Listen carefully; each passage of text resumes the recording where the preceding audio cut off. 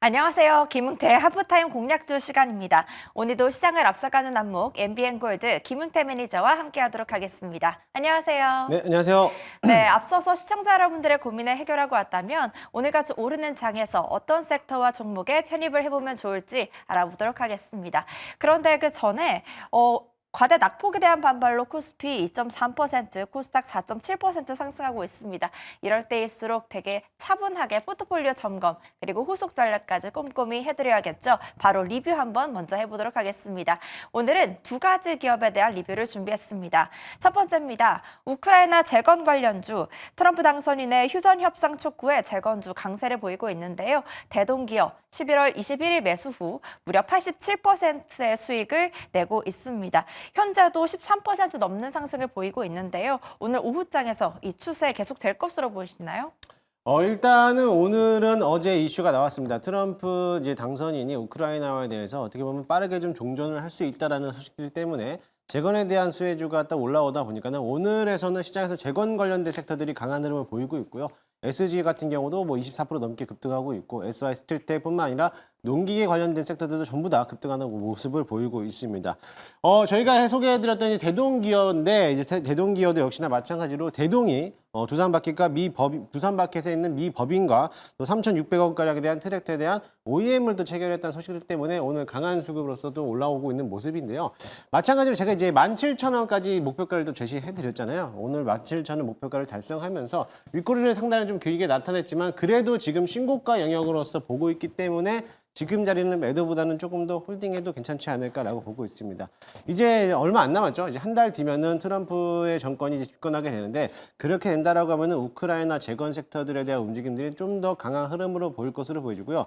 그동안에 거의 한 2주 내내 우크라이나 재건 관련된 종목들이 조정을 크게 받았기 때문에 앞으로 상승 여력이 더 남아있다라고 보시면 될 것 같습니다.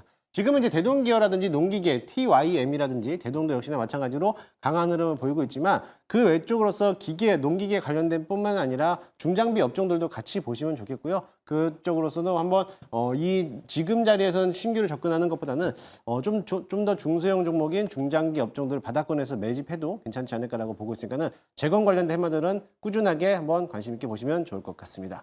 네, 농기계 업계에서의 테슬라라고 불리고 있는 농슬라 대동기업 현재 상한가를 찍을 수도 있겠다 이런 말씀을 주셨는데요.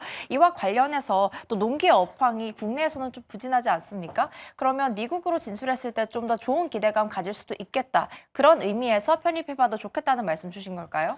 일단은 대동기어라든지 대동 관련된 그룹주들은 워낙에 또 많이 올라왔기 때문에 지금 자리에서는 신규로 접근하는 것보다요. 후속주였던 TYM이라는 기업에 한번 접근해보는 것도 나쁘지 않을 거로 보여지고요. 사실 미국에서 한번 농기계에 대한 관련 이제 수용하는 이제 어떤 모멘텀들이 지금에서는 대동기어보다는 TYM 쪽에서 매출액이 더 꾸준하게 나오고 있어요. 그렇기 때문에 오히려 후속주로서 대동기어보다는 이제 TYM 관련된 종목들을 한번 관심 있게 보시면 좋겠고요. 미국 매출액이 이제 꾸준하게 증가된다라고 하면 이제 실적까지 연이어질 수 있기 때문에 충분히 관심 있게 보시면 좋을 것 같습니다. 네, 추가적으로 이제 기업 업황에 대해서 힌트를 얻어볼 수가 있었습니다. 두 번째 기업 리뷰로 넘어가 보도록 해보겠습니다. 어제 편입한 AI 소프트웨어 관련주 폴라리스 AI 그 힘든 와중에서도 매니저님이 콕 집어주셨고요. 좋은 흐름, 장대 양봉을 보이기도 했습니다. 12월 9일 매수 후 8%의 수익을 냈는데요. 오늘 오후장에서는 어떤 전략을 세워보면 좀 좋을까요, 매니저님? 네, 어제였죠. AI 소라가 또 이제 정식적으로 출시가 되면서 오늘도 역시나 마찬가지로 AI 소프트웨어 관련된 종목들이 상승하고 있는 모습을 보여왔습니다. 사실 어제 폴라리스 AI를 편입하면서 목표가가 3,100원이었는데 단숨에 목표가를 또 달성을 했어요. 그렇기 때문에 당연히 수익 실현하는 게 맞을 거라 보여지고요. 다만 이제 AI 소프트웨어 관련된 섹터들은 아직까지도 이제 추세가 살아있기 때문에 꾸준하게 관심을 보시면 좋겠고요.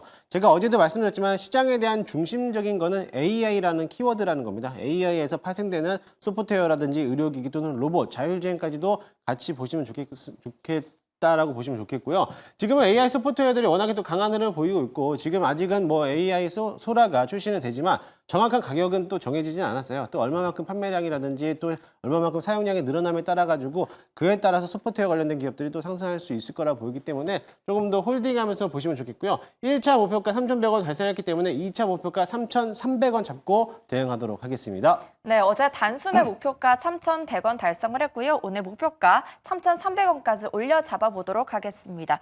매니저님, 요즘 꼽아주시는 종목들이 그날 당일에 정말 좋은 흐름을 보이고 있는 게 꽤 포착이 되고 있거든요. 저도 어제 폴라리스에 들어가 볼까 하다가 못했습니다. 신규 진입해봐도 될까요?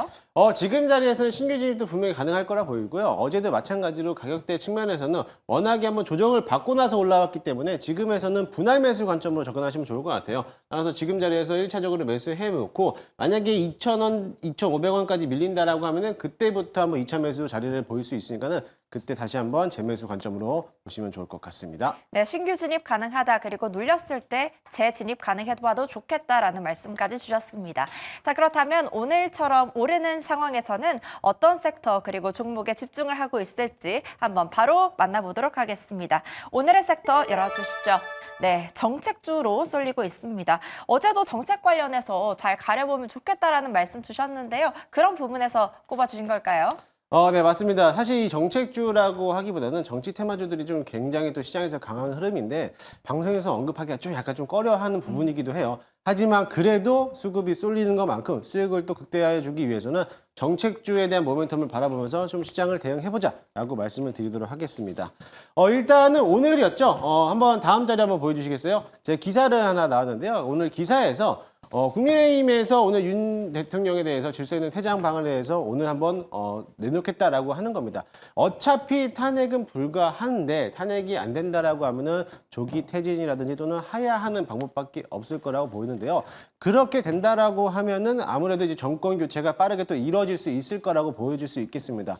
어느 당에서 정권을 교체될 수 있는지는 아직은 미질 수 있겠지만은 그래도 임기 단축을 하면서 또 한번 개헌에 대한 이제 기대감을 또 갖고 있기 때문에 거기에 대한 관련된 기업들을 한번 보시면 좋겠고요. 정권 교체가 이루어진다라고 하면은 당연히 정치 테마주들 인맥주라든지 지금은 인맥주들이 워낙에 강하게 흐름을 보이고 있기 때문에 정책주들, 또 정책 테마주들이 아마 시장에서 부각을 받을 거라고 보여집니다.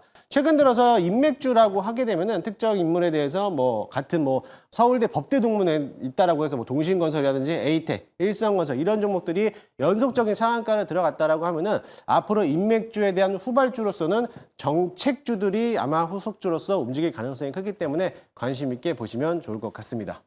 네, 현재 조금 꺼려지는 부분이 없잖아 있긴 하지만 명확한 모멘텀이 있기 때문에 정책 관련주 그리고 정치인 관련주도 잠깐 언급을 해주셨습니다. 자, 그렇다면 이와 관련해서 어떤 종목에 편입을 해보면 좋을지 오늘의 종목도 바로 만나보도록 할게요. 네, 오늘의 종목 바로 열어주시죠. 네, 유라테크입니다. 세종시 기업 중 가장 큰 반등을 보이고 있는 그런 기업이라 알고 있습니다. 네, 맞습니다. 유라테크는 사실 동사는 자동차 이제 전문 업체라고도 보실 수가 있는데 어떻게 보면 정책 테마주라고도 보실 수가 있습니다. 사실 이제 국회에서도 논의가 되는 건 뭐냐면은 이번에서 지난 한동훈 전 대표가 앞으로 이제 국회에도 이제 세종시에 대해서 또 한번 이전을 하겠다라는 이제 발표를 하면서 관련된 세종시 테마주들이 한번 강한 움직임을 보이고 있고요. 만약에 이번에 또 한번 대통령의 임기가 줄어들면서 개헌이 된다라고 하면은 아무래도 이제 민주당에서도 역시나 마찬가지로 국회 이전에 대한 논의가 또 한번 나올 거라고 보고 있고 굉장히 더 긍정적으로 보고 있기 때문에 앞으로 세종시에 관련돼서 움직이는 이제 기업들이 수혜를 받을 거라고 보고 있습니다. 유라테크는 세종시에 대한 부동산에 대한 지분을 가지고 있는데 약 122억 원에 대한 이제 토지 규모를 또 소유하고 있어요. 그러다 보니까 시장에서는 이제 부각을 받을 수 있을 거로 보여지고요. 역시나 국회가 세종시 이전에 따라서 관련된 기업들이 강한 흐름을 보이고 있기 때문에 관심 있게 보시면 좋을 것 같습니다. 차트 한번 보여주시면요. 유라테크도 역시나 마찬가지로 사실 이제 정책에 대한 모멘텀이기 때문에 후속주라고 보시면 좋을 것 같은데요. 마찬가지로 인맥주들이 움직일 때 같은 흐름으로서 맥락으로서 움직이고 있어요. 그렇기 때문에 분명히 정책주로서도 한번 수혜를 받을 거라고 보기 때문에 충분히 수익을 극대화할 수 있다라고 보시면 될 것으로 보이고요. 현재가 매수 한번 편입을 한번 해보도록 하겠습니다. 1차 목표가는 직전 고점을 넘어가는 8,000원을 잡아드리도록 할 거고요. 손절가는 6,500원 잡고 대응하도록 할 텐데 만약에 전고점을 8,000원이 넘어간다라고 하면은 조금 더 수익을 극대화하기 위해서 2차 목표가를 9,000원까지 제시해드리도록 하겠습니다. 네, 1차 목표가 8,000원, 그리고 더 올랐을 때를 대비해서 2차 목표가 9,000원까지 잡아주셨습니다. 그런데 이렇게 단기적인 모멘텀이 있는 같은 경우에는 9,000원을 돌파했을 때 수익 실현에 대한 열망이 좀 오를 것 같아요. 이럴 때는 좀 어떻게 해야 될까요? 일단은 단기적으로 급등했던 종목들에 대해서는 분할 매도로서 좀 접근하시면 좋을 것 같습니다. 역시나 마찬가지로 단기적으로 급락이 좀 있기 때문에 수익은 줄 때 챙길 수 있는 자리가 굉장히 또 좋거든요. 그래야 또 현금 확보했을 때 다음 후속 주로를 또 공략을 할 수 있기 때문에 만약에 단기적으로 목표가를 도달한다라고 하면은 절반 정도는 수익을 챙겨놓고 보시고요. 나머지 절반은 수익을 극대화하면서 홀딩 전략을 드리도록 하겠습니다. 네, 분할 매도하는 후속 전략까지 꼼꼼히 지켜주셨습니다. 자, 이렇게 오늘 말씀 잘 들어봤는데요. 오늘 더 이야기 들어볼 수 있는 시간이 주어져 있을까요? 네, 오늘은 저는 10시에 무료 방송을 준비해 놨는데요. 지금 최근 들어서 이제 대통령에 대한 조기 퇴진에 대한 이슈가 나오고 있습니다. 그렇게 된다라고 하면은 지금에서는 정책주, 특히 인맥주들이 강하게 움직였지만 이제는 저희가 또 대선 구도를 또 지켜봐야 돼요. 지금의 주식시장에 대해서 한번 수익을 극대화할 수 있는 전략은 대선에 대한 종목들이 또 주식시장의 꽃이 될 수 있거든요. 그런 종목들에 대해서 다시 한번 소개해 드리도록 할 테니까요. 오늘 저녁 10시 너튜브 김웅태를 검색하셔서 많이들 찾아오시기 바라겠습니다. 네, 오늘 저녁 10시 너튜브에 김응태 검색하셔서 정치뿐만 아니라 정책 관련한 테마 이슈들도 한번 짚어보시면 좋을 것 같습니다. 지금까지 김응태 하프타임 시간이었습니다. 오늘 말씀 감사합니다.